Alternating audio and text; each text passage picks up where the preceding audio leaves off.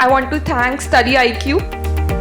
I would like to thank Study IQ team. Big round of applause to the team, management and staff of Study IQ. Hello and नमस्ते। Sanctions एक ऐसा weapon है जो international community, चाहे वो civilian community हो या countries हो, वो हमेशा यूज करती हैं एक ऐसे कंट्री के अगेंस्ट में जो इंटरनेशनल लॉ को तोड़ रहा है या पॉसिबली तोड़ने वाला है। एंड सैंक्शंस को देखा जाता है कि इस थ्रेट से वो कंट्री उस इंटरनेशनल लॉ को नहीं तोड़ेगा और वो वापस सही रास्ते में आ जाएगा और कम्युनिटी में पीस, खुशहाली फिर से बनी रहेगी। बट हिस्ट्री हमें ये कहता है कि सैंक्शंस कभी काम नहीं किया है और इसके कई रीजंस हैं कि सैंक्शंस क्यों किसी वॉर को नहीं रोक पाया है, क्यों किसी कंट्री को न्यूक्लियर बनने से नहीं रोक पाया है। तो सैंक्शंस आखिर में है ही क्यों?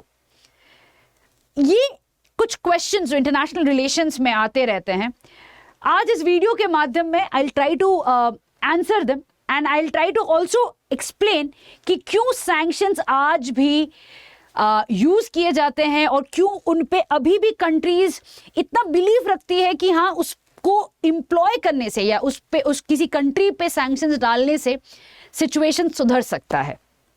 चलिए वीडियो स्टार्ट करते हैं। तो सबसे पहले सैंक्शंस होते क्या हैं? तो सैंक्शंस को अगर देखा जाए लार्जली हार्ड पावर में देखा जाता है, that is it is a weapon और अ थ्रेट जिससे कि एक कंट्री का बिहेवियर या कंट्री का जो डिसीजन है उसको बदला जाए। चाहे वो कंट्री न्यूक्लियर टेस्ट के लिए जा रहा हो या चाहे वो कंट्री किसी और कंट्री के अगेंस्ट अग्रेशन दिखा रहा हो, चाहे वो कंट्री बेसिकली इंटरनेशनल लॉ को फॉलो ना कर रहा हो। तो सैंक्शन से उस बिहेवियर को चेंज करने का एक अटेम्प्ट रहता है। अब वाई सैंक्शंस? क्योंकि उसके अलावा हम इंटरनेशनल रिलेशंस में अगर देखें तो the next probable step is use of violence. Violence से ही हम बिहेवियर या उस चीज को रोक सकते हैं और वायलेंस हमेशा पहला चॉइस नहीं होना चाहिए क्योंकि वायलेंस से वॉर होगा और war is not a solution to any kind of a problem. तो इसी वजह से सैंक्शंस पे इतना बिलीफ है कंट्रीज और सिविलियन कम्युनिटीज का भी है। जब भी कोई कंट्री वॉर में जाता है तो इमीडिएटली आप देखोगे प्लकार्ड लेके लोग खड़े होते हैं कि भाई सैंक्शंस डालो, जैसे रशिया यूक्रेन क्राइसिस के समय हुआ था। आजकल इजराइल हमास वॉर में देखा जा रहा है कि कंट्री सिविलियन पॉपुलेशंस प्रोटेस्ट मार्च कर रही हैं और कह रही हैं कि इजराइल पे सैंक्शंस डालो। तो ये एक बिलीफ है not only countries but also the civilian population that sanctions work. Again to repeat myself, but history कहता है कि आज तक सैंक्शंस ने कोई वॉर नहीं रोका है और यही समझेंगे हम। बट उससे पहले मेरी तरफ से आपको और आपके पूरे परिवार को हैप्पी दिवाली। स्टडी IQ लेके आया है दिवाली से इंग्लिश हिंदी तीनों बैचेस में आपको अभी अमेजिंग डिस्काउंट्स मिलेगा अगर आप कोड यूज करते हो DW Live, that is DWLIVE। DW Live से आपको इन तीनों बैचेस में इमीडिएट डिस्काउंट के साथ 23,000 में ये पूरा मिलेगा। ये सेल चल रहा है 16 नवंबर तक, तो प्लीज जाइए स्टडी IQ के वेबसाइट में और लाभ उठाइए इस सेल का। आपके UPSC जर्नी में इतना अमेजिंग सा सेल काफी रेयर ही होने वाला है, तो please go ahead and check out study IQ's website. चलिए आते हैं अभी कि सैंक्शंस क्यों नहीं काम करती है। सबसे पहले अगर हम हिस्ट्री की बात करें कि सैंक्शंस कहाँ किन कंट्रीज में लगी हैं, तो सैंक्शंस कोई नई चीज़ नहीं है, पहले भी यूज़ की गई हैं। ग्रीक सिटी स्टेट्स यूज़ करती थी, उसके बाद नेपोलियन के समय पे ब्रिटेन ने यूज़ किया था against France, Spanish civil war के समय में भी यूज़ हुआ था। तो ऐसा है कि सैंक्शंस हमेशा से स्टेट के बिहेवियर का एक पार्ट रहा है। It's a threat that states have always used. But international politics में जब आते हैं, मॉडर्न स्टेट्स की अगर बात करते हैं, तो जब से यूएस हेजिमॉन बनता है, that is after the end of the cold war, सबसे ज्यादा सैंक्शंस तो यूएस ने लगाए हैं। तो इसका मतलब है कि यूएस पे आज तक किसी ने सैंक्शंस नहीं लगाए हैं, यूएस ही है जो सब पे सैंक्शंस लगाता है। बट सबसे ज्यादा वॉर्स कौन स्टार्ट करता है? यूएस। तो वॉर्स को इसी वजह से रोका नहीं जा पाया है। यूएस खुद बोलता है कि मैं रूल्स बनाता हूं क्योंकि मैं हेजिमॉन हूं, तो ऑब्वियस बात है मैं रूल्स नहीं तोड़ूंगा। But at the end of the day war is an aberration of international rules. तो अगर आप वॉर कर रहे हो तो आप रूल्स तोड़ रहे हो। और US from Iraq to Libya to Afghanistan, उससे पहले वियतनाम, कोरिया, कितने एग्जाम्पल्स है, हर जगह पे इधर डायरेक्टली या थ्रू प्रॉक्सीज वॉर किया है और कभी भी सैंक्शंस नहीं लगे हैं। क्वेश्चन तब आता है कौन लगाएगा सैंक्शंस। तो आते हैं सेकंड पॉइंट पे। आज के दिन देखा जाए तो वर्ल्ड यूनिपोलर नहीं रह गया, एक सिंगल पावर नहीं रह गया है, कई सारे सेंटर्स ऑफ पावर आने लगे हैं। और अगर आपको लगता है कि नहीं सेंटर्स ऑफ पावर नहीं है, हम ये तो कह सकते हैं कि बाइपोलर है, चाइना है, रशिया है, कह तो सकते हैं। अब China is an emerging power but it's a good challenge to US. तो हो सकता है कि चाइना लगाए सैंक्शंस ऑन यूएस, बट वो भी नहीं हो पा रहा है। क्यों नहीं होता है?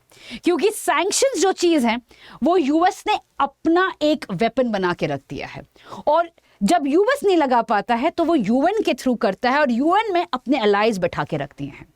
इसी वजह से हमेशा से रशिया, चाइना, उन पे सैंक्शंस लगती हैं। यूएस ने जब अफगानिस्तान पे अटैक किया था ग्लोबल वॉर ऑन टेरर कह के, तब किसी पे सैंक्शंस, यूएस पे तो सैंक्शंस नहीं लगे थे। WMD ढूंढने गए थे इराक पे, नहीं मिला, सद्दाम हुसैन को लटका दिया। इसके वजह से सैंक्शंस लगे थे नहीं। बट रशिया ने यूक्रेन को इन्वेड किया, क्यों? क्योंकि नेटो ने प्रोवोक किया था रशिया को, और इमीडिएटली सैंक्शंस लगे किस पे? रशिया पे। अगेन अभी टाइम आ चुका है रशिया और चाइना को ये समझने के लिए कि भाई इस सैंक्शंस को अब वो भी कर सकते हैं वाया द यूएन। प्रॉब्लम यही है कि 3 वर्सेस 2 हो जाएगा अगर हम बात करते हैं यूएनएससी, इसीलिए रिफॉर्म्स बहुत जरूरी है यूएनएससी की सीट्स की। अब आते हैं तीसरे पॉइंट पे, डिक्टेटर्स। डिक्टेटर्स पे सैंक्शंस कभी काम ही नहीं कर सकता है, क्योंकि आप क्या बोलोगे कि नहीं आपके साथ हम ट्रेड नहीं करने वाले हैं, आपके साथ हम डिप्लोमेटिक रिलेशंस नहीं रखने वाले हैं। डिक्टेटर्स को कोई फर्क नहीं पड़ने वाला है। For example Saddam Hussain, Kuwait के इन्वेजन के बाद यूएस ने बहुत सारा सैंक्शंस लगाया था, एम्बार्गो पे तक लगा दिया था इराक पे। Who suffered? The people of Iraq suffered. UN के रिपोर्ट के according 60% of Iraqis were malnutrition due to the sanctions. Saddam Hussein को कोई फर्क नहीं पड़ा। आते हैं Kim dynasty in North Korea. North Korea में तो पता नहीं कितने सारे सैंक्शंस हैं, डिप्लोमेटिक सैंक्शंस भी है कि पॉलिटिकल रिलेशंस नहीं है कितने कंट्रीज का। कौन सफर करता है? लोग सफर करते हैं। किम डायनेस्टी को कोई फर्क नहीं पड़ता है।